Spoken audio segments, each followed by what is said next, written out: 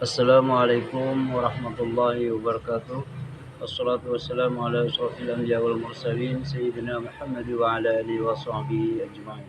Rabbi israh li sadri wa yassir li amri wahlul 'uqdatam min lisani yafqahu qawli amma ba'du. Para sahabat ikhwan fillah, ada seorang yang masuk Islam karena bermimpi bertemu dengan Yesus. Ini kelihatannya aneh. Yuk kita saksikan bagaimana orang ini masuk Islam karena bermimpi Yesus seperti itu. Selamat menyaksikan. It's great to be here. Thank you for coming. May you introduce yourself to our viewers? Okay, my name, you said my name, Malika Smith. Before Islam, I went by the name Angela Halliday.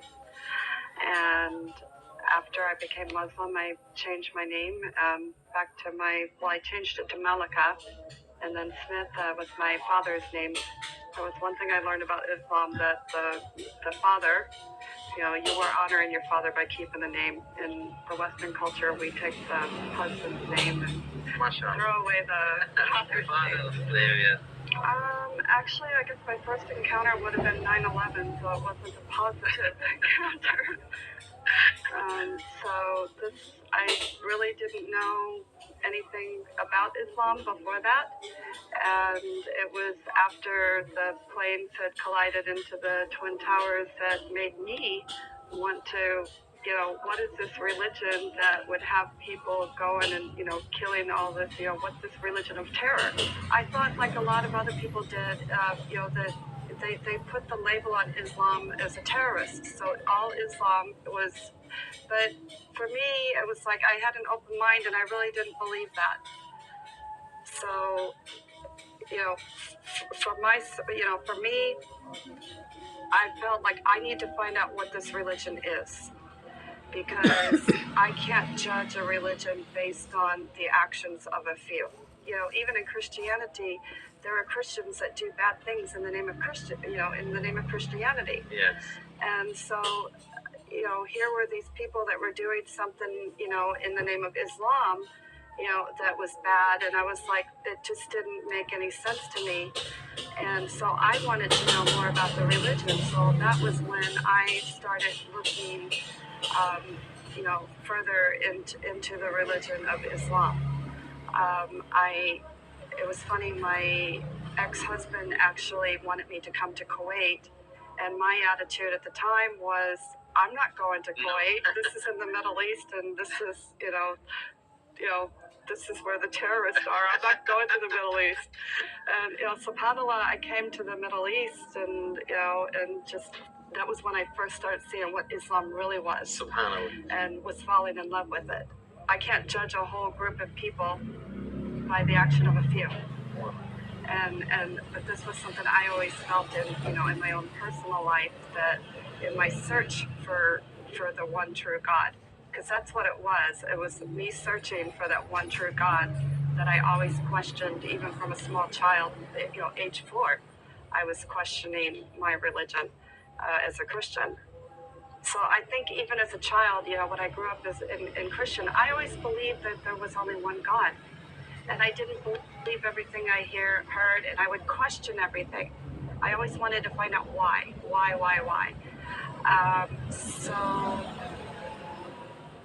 in the summer of 2006, I came here to Kuwait, and I remember the first time I heard the Adhan call. And I found it, mashallah, it was so beautiful.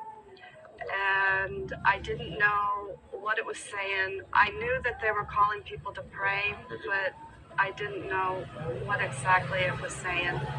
And I hadn't given up on God, but I had given up on religion. Okay. So I had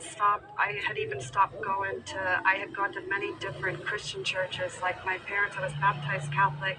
I went from Catholic to a Baptist to a Protestant to all these different churches, in search for the truth.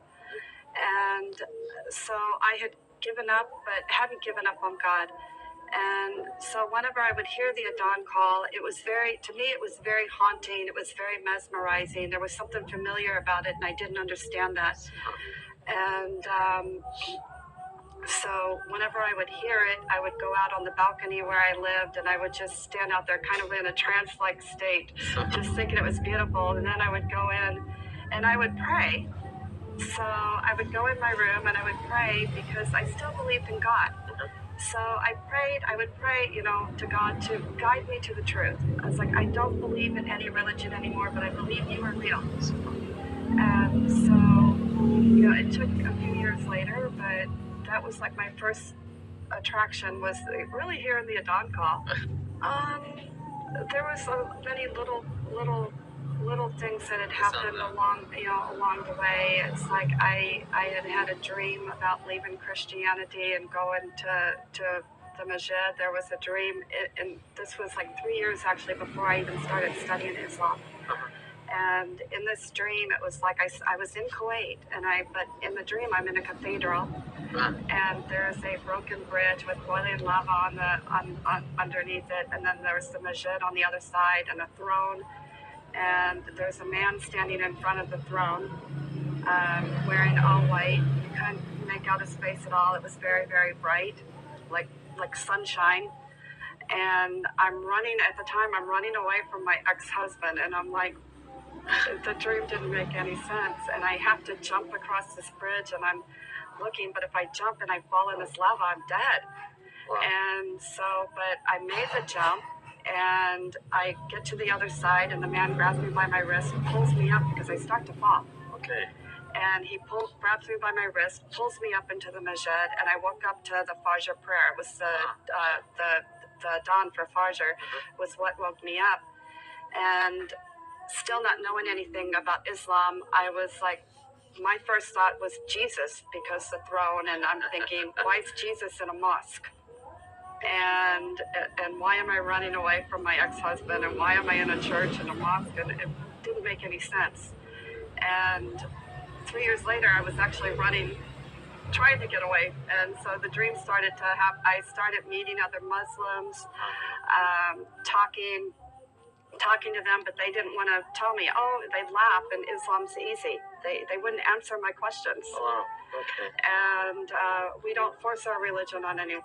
Exactly. And I would try telling them, but you're not forcing me. Yeah. I want to know. And they would just kind of laugh me off at first. Wow.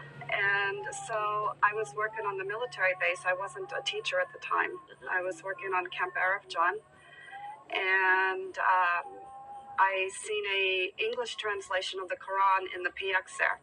Okay. So I thought to myself, okay, if my Muslim friends aren't going to answer my questions, I'm going to buy this, take it home, read it. And I started reading it, and when I read it, although, it's English translation, so it's not the Arabic, and but I was overjoyed when I read it, because all of a sudden, all these questions that I had always asked in the priests and the different ministers and stuff like that, questions that I had asked, the answers were in the Quran. MashaAllah.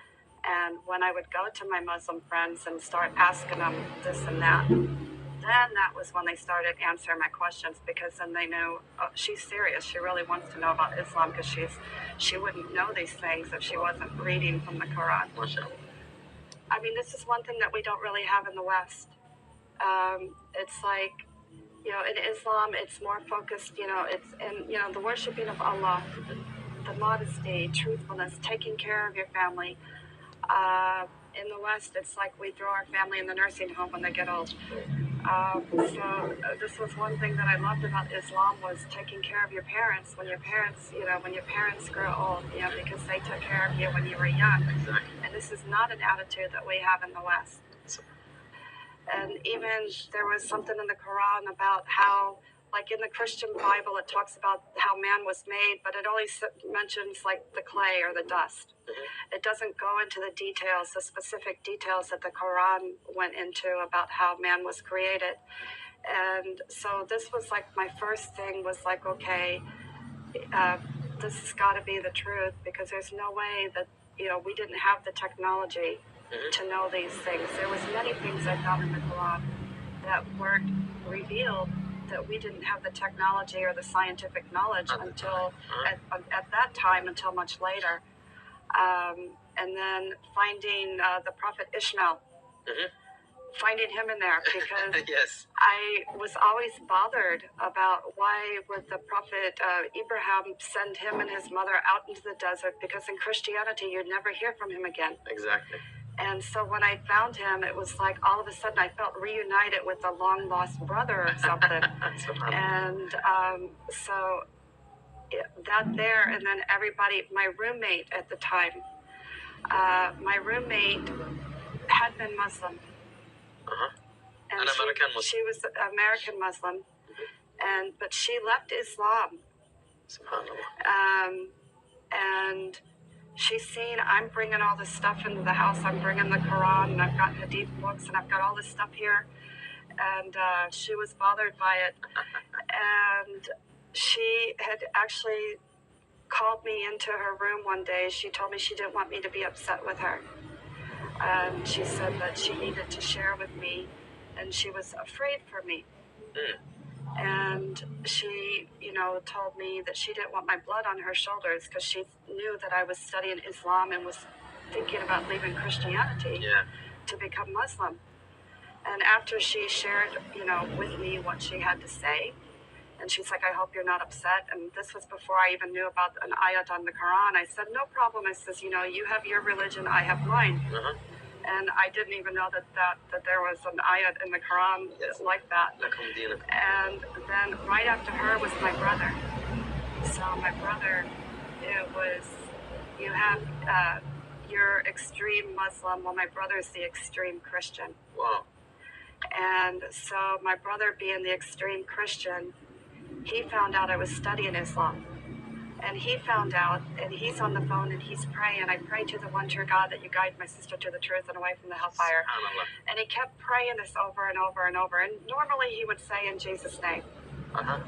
But he didn't. He just kept repeating over and over. I pray to the one true God that you guide my sister to the truth and away from the hellfire. After I hung up the phone, I thought to myself, okay, if I die tonight, I want to die as a Muslim. And so I didn't know the words for Shahada. So I basically... By yourself. By myself. No witnesses, because all of my witnesses were against it. SubhanAllah. So it was just between me and Allah. SubhanAllah. And I, did my Shahada between me and Allah in English. And then 3 days later, I got together with my Muslim friends and then did it with them in Arabic. MashaAllah. And when I came back to my apartment, mashallah, alhamdulillah, my roommate had moved out. She was not even there. So I didn't even get to tell her, the good news. Okay. And, hey, mashallah, alhamdulillah, I became Muslim. Well, my family, they were informed before I actually did my Shahada. I told them that I was planning on becoming Muslim, and they were not, they were not happy about it. So, and still are not, but inshallah, one day they'll. I pray for them every day. There was people that I worked with that I didn't even know were Muslims until I became Muslim. And when I became Muslim, it was like they all embraced me. Because in the workplace, like I said before, I worked on Arab John. I didn't cover up at all that I was Muslim.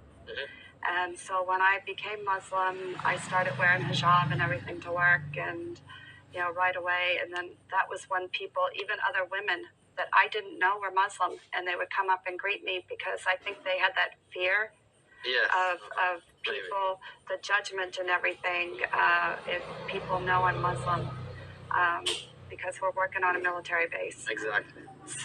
Well, in Islam, I found, Islam to be the truth. When I was searching for the truth and couldn't find it anywhere, and I looked into many other religions too, not just Christianity, but in Christianity, I was mainly with Christianity, that I looked. But then I even looked into the New Age stuff and everything, trying to find the truth. And in Islam, it has answers for everything. It's like if you're having a problem, you can pick up the Quran, or you can pick up a hadith, or the different hadiths, and try to find something that relates to that. So it's kind of a guide to, I guess, like a guide to mankind, and even 1400 years later. So it's a guide and it's relevant. Exactly. It's still relevant for everything that we face today. Not outdated. It doesn't outdate.